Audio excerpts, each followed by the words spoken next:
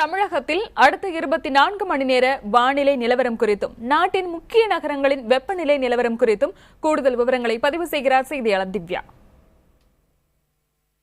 நேற்று வங்கக்கடல்ல தென்மேற்கு பகுதியில் உருவான அந்த காற்றழுத்த தாழ்வு நிலை என்பது தற்போது மேற்கு நோக்கி நகர்ந்திருக்கிறது. அதாவது தென் ஆந்திராவிற்கும் வட தமிழகத்திற்கும் இலங்கை ஒட்டியுள்ள பகுதியில் அந்த காற்றழுத்த தாழ்வு நிலை என்பது தற்போது நிலை கொண்டிருக்கு. இதன் காரணமாக மழை கடந்த 24 மணி நேரத்தில் பொறுத்த வரைக்கும் பதிவாகி இருக்கு. மேலும் இந்த காற்றழுத்த தாழ்வு நிலை என்பது மேற்கு நோக்கி நகரும் பட்சத்தில் மழை படிப்படியாக குறையும் அப்படின்னு சென்னை வானிலை ஆய்வு மையம் தரப்புல தெரிவிக்கப்பட்டிருக்கு.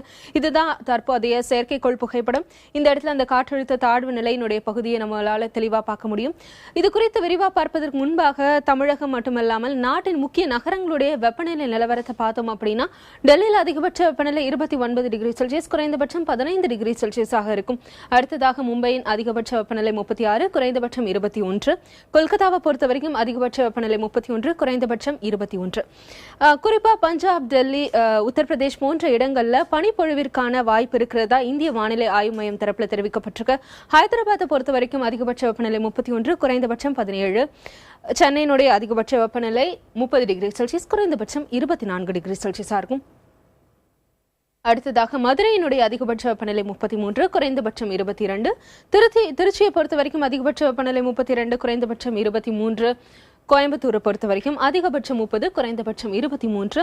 நெல்லையில் அதிகபட்ச வெப்பநிலை 30, குறைந்தபட்ச வெப்பநிலை 23 டிகிரி செல்சியஸா இருக்கும்.